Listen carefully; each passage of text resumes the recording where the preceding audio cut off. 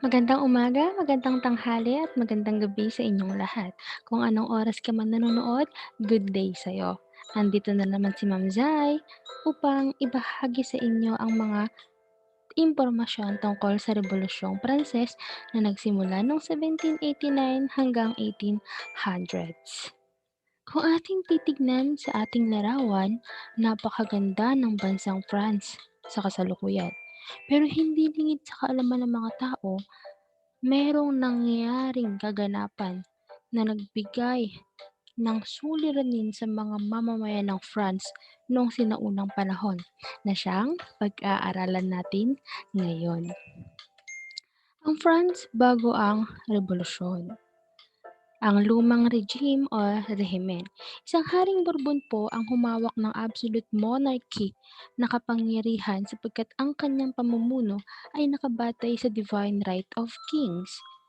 Pag sinabi nating pamahalaan na may form ng government na absolute monarchy, ito po yung pamamahala na ang batas ay nasa hari at ang kanyang pamumuno ay nakabatay sa divine right of king.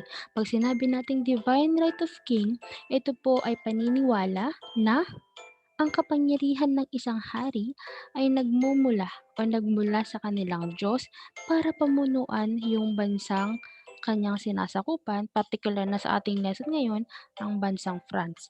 Ngayon, Ma'am Zai, sino po yung tinutukoy niyong hari? Siya po si Haring Louis XVI. Yan, siya po yung hari na namuno sa France ng unang pamahalaan. Ayan, ang France po ay nahahati sa tatlong estado ng kanilang lipunan. So, ang 27 milyong mamamayan ng France ay nahati sa tatlong hindi magkakapantay-pantay na grupo o estado o state. Andyan po ang first estate, second state, at third estate. Ang first estate po ay kinabibilangan ng aristokratikong miyembro ng simbahan tulad ng obispo, pari, tinatawag na clergy. Sila po ay lubos na mamamayan at gumagawa ng paraan para mapanatili ang kanilang kapangyarihan.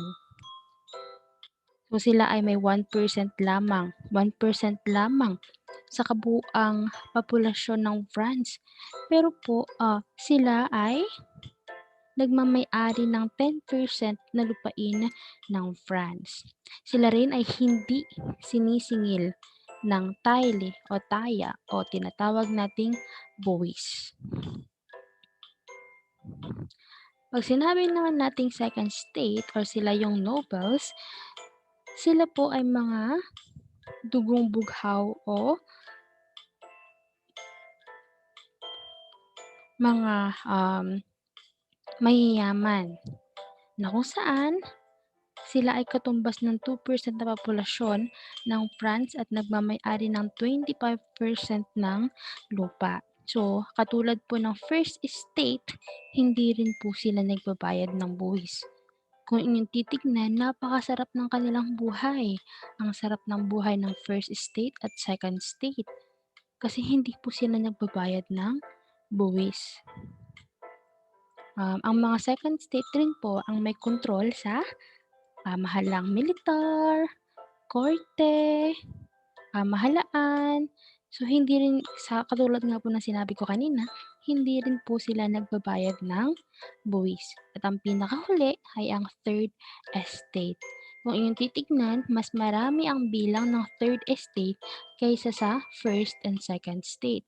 Sino-sino nga ba yung mga tao na kabilang sa third estate? Ang mga ordinaryong mamamayan ng France, ang third estate ay nahahati rin sa tatlo. Meron tayong tinatawag na peasant, sila po yung mga magsasaka, sila po yung bumubuo ng 80% na populasyon ng France at may control sa 40% ng lupain ng France. Kabilang din po sa third estate yung mga artisans. Sino-sino naman po yung mga artisans? Ito po yung mga may-ari ng tindahan, mga manggagawa, sila ay binubuo naman po ng 10% kabuuang populasyon ng France. At ang pinakahuli, ito yung mga bourgeoisie or the bourgeoisie, sila ang may kontrol sa 20% na lupain ng France na binubuo ng mga mangangalakal o the ship power at bank owner. So nung panahon ng pag-usbong ng Renaissance natalakay na rin natin 'to.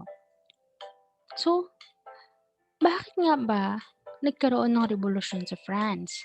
Kung iyong titignan class, alam niyo ba na ang third estate lang ang natatangi sa tatlong estado ng lipunan na 'to na nagbabayad ng buwis. Ang sarap ng buhay ng clergy, ng mga nobles, ang napapahirapan dito ay yung mga third estate sapagkat sila lang ang nagbabayad ng buwis. So, ang pagbagsak ng ekonomiya ng France. So, bumagsak ang ekonomiya ng France dahil sa pagtaas ng presyo ng mga bilihin. At kung inyong titignan sa ating last lesson natin, natalakay natin na tinulungan ng France ang Amerika upang kalabanin ang Great Britain. Sabi ko nga sa inyo class na hindi ka pwedeng mag-declare ng war nang wala kang sapat na kayamanan at pera. So dahil sa kanilang pagtulong dito ay sila naman ang naubusan ng kayamanan. Yan, kaya't madaming mamamayan ng third estate ang nawalan ng trabaho at nagutom. Ngayon, pero kahit naghihirap na um, ang ekonomiya ng France, so patuloy pa rin silang nakikipagdigmaan. So at namumuhay ng may karangyaan. Katulad ni Mary Antoinette, na kung saan kahit na naghihirap na yung France, patuloy pa rin siyang nag-organize ng mga magagarbong pagdiriwang. Yan. So, dumako naman tayo sa pagkaubos ng kayamanan ng pamahalaan. So, ngayon, dahil nga bumababa na yung kayamanan ng kanilang pamahalaan, yung ekonomiya ng kanilang pamahalaan, si King Louis XVI ay nagpatawag ng isang pagpupulong. That is what we called Pambansang Asembleya. Ayan, upang mabigyan lunas yung kakulangan ng salapi na kailangan ng France ng panahong iyon, so minabuti po ni Haring Louis XVI na magdaos ng isang pagpupulong ng lahat ng kinatawan ng tatlong estate noong 1789 sa Versailles. Ayan.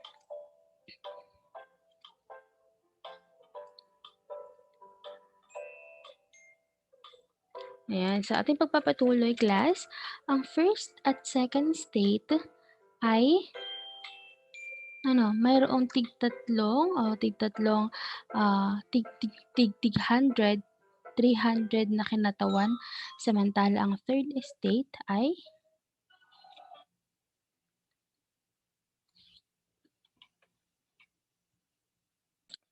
yan, sa pagpupulong na ito class ay iminungkahi ng third estate na sana tanggalin na ang exemption sa pagbabayad ng buwis na kung saan sino lang ang nagbabayad? Ang third estate lang. So, ang National Assembly class kaya nagpatawag ng pagpupulong si Haring Louis XVI sapagkat bibigyan niya na naman or dadagdagan niya na naman yung ibibigay niyang buwis.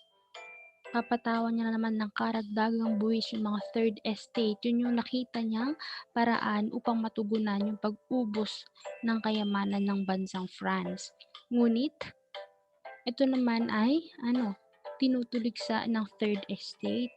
So sabi nila, sana sa pagpupulong na ito, nabigyan na sila ng karapatan na kung saan tanggalin yung exemption ng pagbabayad ng buwis na kung saan dapat ang first state, second state, third state ay pare-parehas na magbabayad ng buwis. Ngayon, para ma-implement or maipatupad ang kagustuhan ng third estate, ay kailangan nilang pagbotohan na kung saan bawat estado ay may tig-iisang boto lamang. Pero lagi pong natatalo ang third estate. Bakit? Kasi magkaparehas ang boto ng first and second state. So kahit na napakarami ng delegates o kinatawan ng third estate na pumunta sa pagpupulong na yun ay lagi-lagi silang natatalo. Kaya't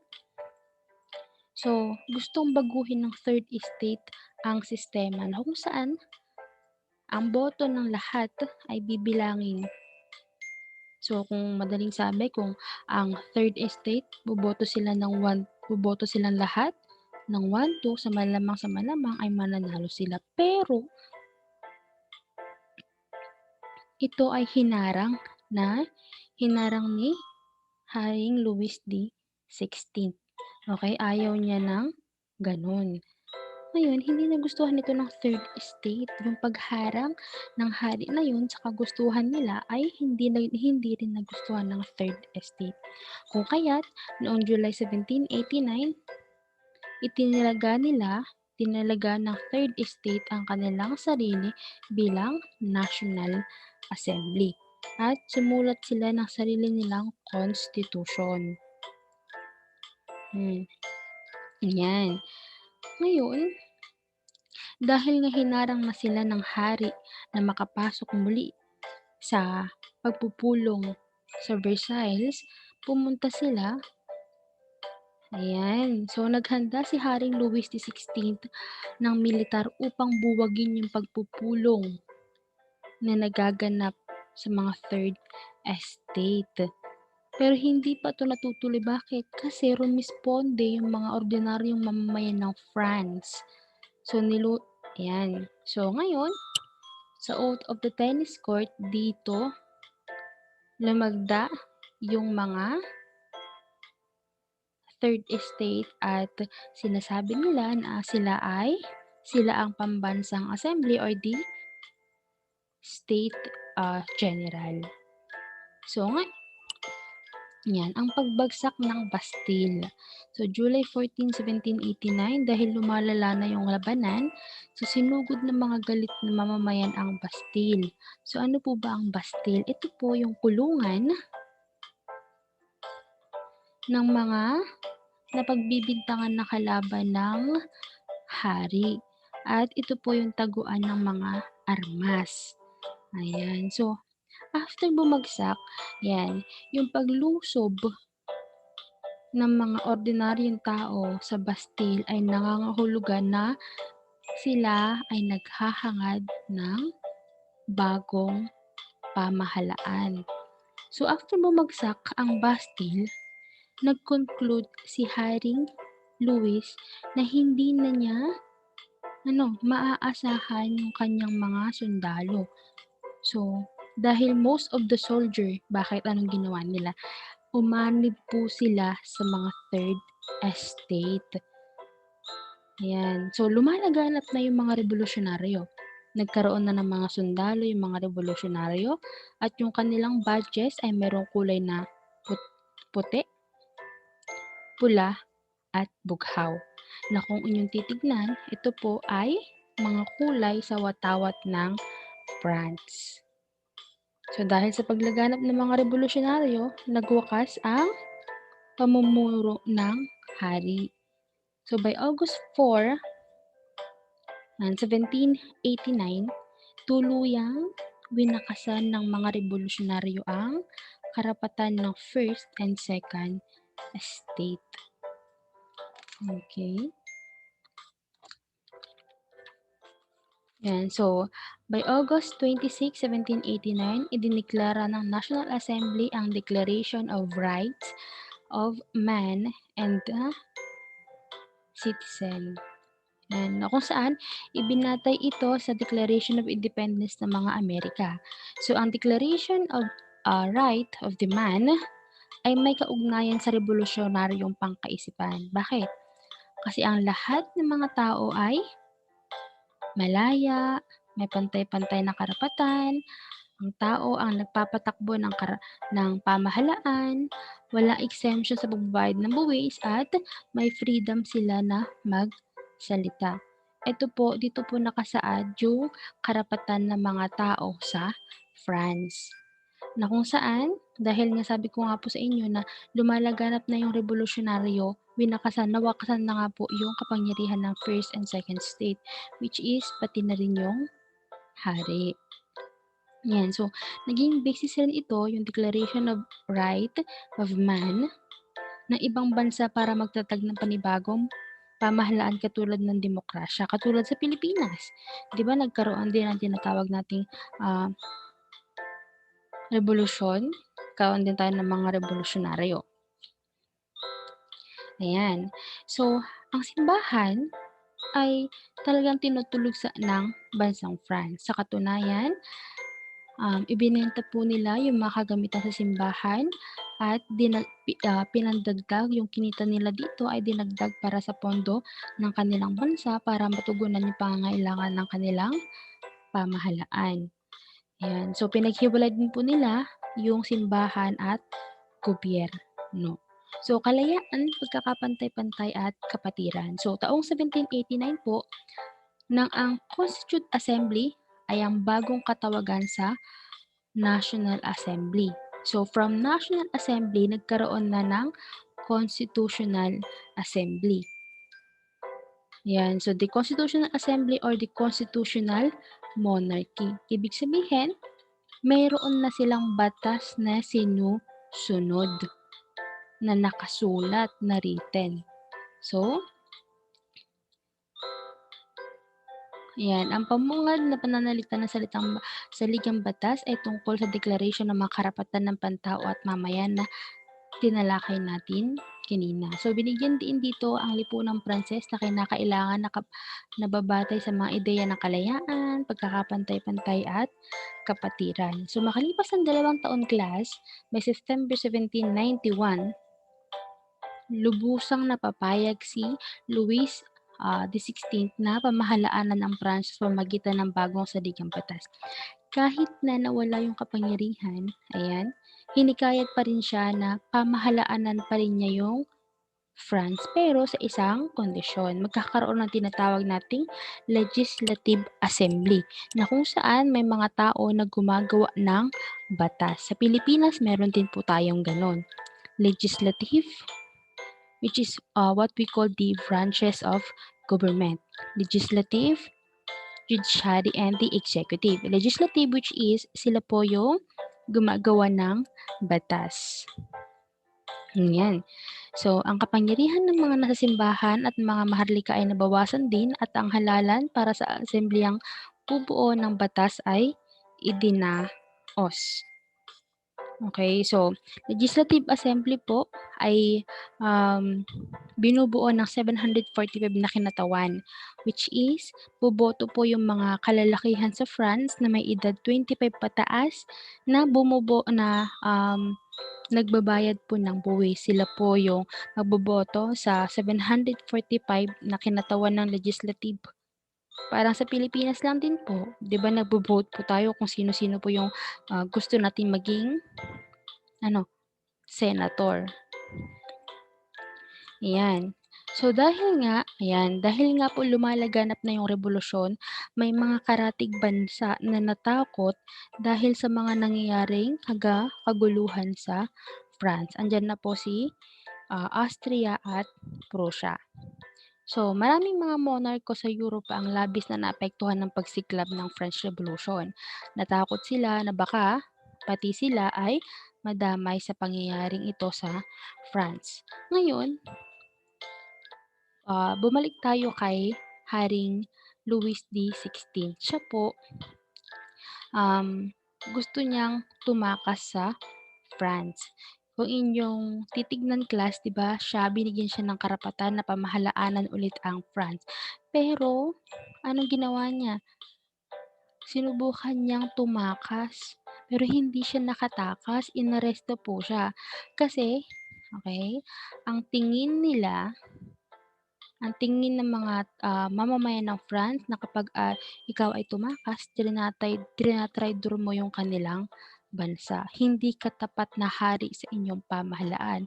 Iniisip rin nila na si Haring Louis XVI ay nakipag-alyansa sa Austria.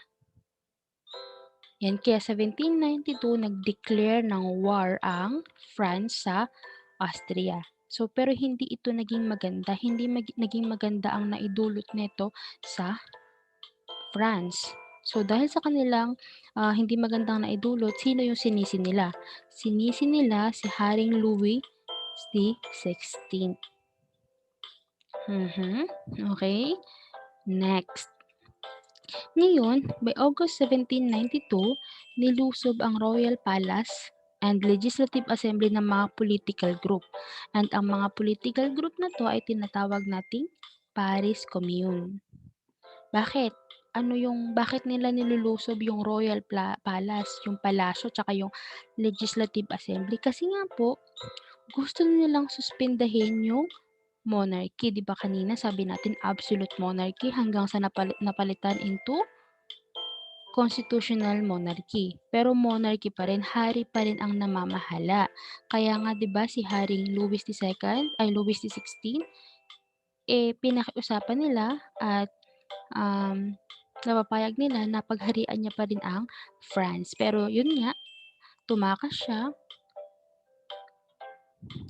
So, yung mga political group na lumusob sa Royal Palace,